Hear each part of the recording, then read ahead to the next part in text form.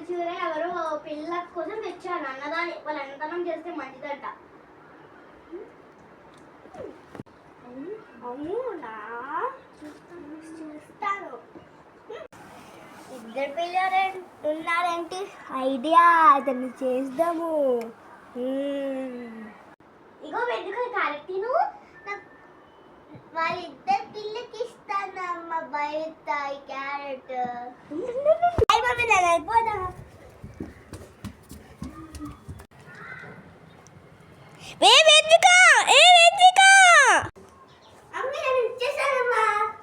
అయ్యో ఏంటి ఇంకెక్కడికి వెళ్ళిందో ఏంటో.